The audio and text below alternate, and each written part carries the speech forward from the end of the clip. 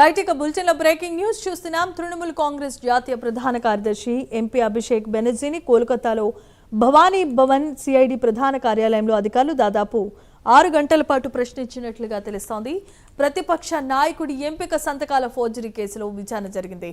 Court ఆదేశాల మేరకు అభిషేక్ బెనర్జీ ఈ విచారణకు హాజరయ్యారు.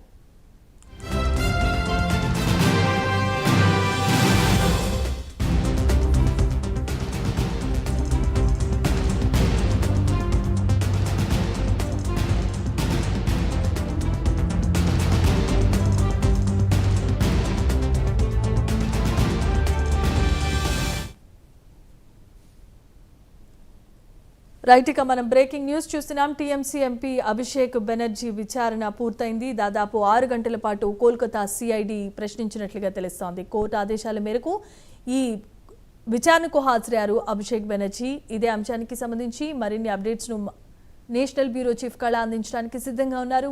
కళ, చెప్పండి. దాదాపు మనకు అంటే ఇక్కడ నకిలీ ఫోర్జరీ కేసుకు సంబంధించినటువంటిది ఇటు బెంగాల్ ఎంపీ అభిషేక్ బెనర్జీపై కూడా దాదాపు ఇక్కడ సిఐడికి సంబంధించినటువంటి 2 సార్లు కూడా నోటీసులు ఇవ్వడము, వాటికి గైరాజ్ కావడము, నేను ఢిల్లీలో ఉన్నాను, కొంత అనారోగ్యం సమస్యలంటూ కూడా తప్పించుకున్నటువంటి అభిషేక్ బెనర్జీ నిన్న కోర్టు ఉత్తర్వులతో చివరికి ఎట్టకేలకు సాయంత్రం 6 గంటల లోపల ఇటు సిఐడి ఆఫీస్ లో హాజరు కావాలి అంటూ కూడా ఆదేశాలు ఇవ్వడంతో హుటాహుటిన ఢిల్లీ నుంచి కూడా నిన్న సాయంత్రం 5:50 సిఐడి ఆఫీస్ కి చేరుకోవడం జరిగింది. చాలా కట్టుదిట్టమైనటువంటి భద్రత మధ్య అటు ఎయిర్పోర్ట్ లో దిగగానే సిగ్నేచర్ చోర్ అంటూ కూడా నినాదాలు చేస్తున్నటువంటి ఒకవైపు అక్కడ ఉండేటటువంటి చాలా మంది కూడా గుమికున్నటువంటిది. వారి మధ్యలో హై సెక్యూరిటీ మధ్య ఇటు సిఐడి ఆఫీస్ కి వెళ్ళడం జరిగింది. అయితే వెళ్లే ముందర తను ఒక 30 నిమిషాల పాటు తన ఇల్లు అయినటువంటి ఖాళీఘాట్ దగ్గర ఒక 30 నిమిషాలు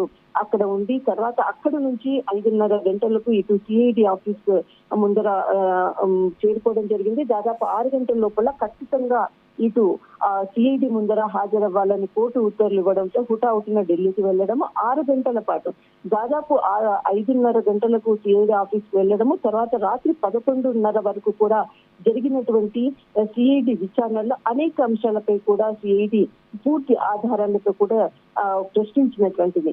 ఇక్కడ కోర్టు నిన్న ఇచ్చినటువంటి ఉత్తర్వులు ఎట్టి పరిస్థితుల్లో ఒకవేళ హాజరైనా కానీ అతను అరెస్ట్ చేయకుండా తిరిగి పంపాలి అంటూ కూడా కోర్టు ఇచ్చినటువంటి 2 వారాల గడువు ఏదైతే ఉందో ఇందులో భాగంగానే విచారణ తర్వాత నేరుగా ఆయన నివాసానికి చేరుకోవడం జరిగింది.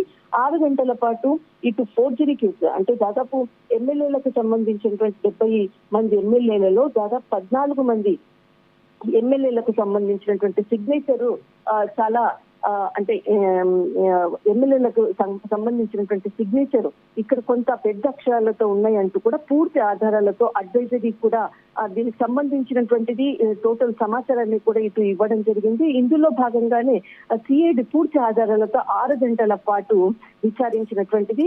దాదాపు మరి అందుబాటులో మరి నెక్స్ట్ విచారణకు కూడా అందుబాటులో ఉండాలి అంటూ కూడా ఇక్కడ ఇచ్చినటువంటి ఏదైతే ముఖ్యమైనటువంటి సిఐడి ఇచ్చినటువంటి ఆదేశాలతో కోర్టు కూడా నిన్న 24 గంటల ముందుగా ఎప్పుడైనా కానీ సిఐడి విచారించే సమయంలో కోర్టు 6 గంటల అంటే ఒక 24 గంటల ముందు కూడా ఖచ్చితంగా ముందు సమాచారాన్ని ఇవ్వాలి అంటూ కూడా కోర్టు ఇచ్చినటువంటి ఆదేశాలు ఒకవైపు. కానీ మొత్తం మీద 6 గంటల పాటు సాగినటువంటి ఏదైతే కోర్టు అంటే సిఐడి విచారణ మాత్రము చాలా అంశాలపై ఇటు విచారించినటువంటిది. ఇంతకు ముందు కూడా అంటే ఈ దాదాపు 2 సార్లు నోటీస్ ఇవ్వడము, ఈ 3వసారి ఈ చివరికి కోర్టు ఆదేశాలతో 6 గంటల పాటు విచారణ ఎదుర్కొన్నటువంటి MP Abhishek Banerjee. Right, thanks for the updates కళ.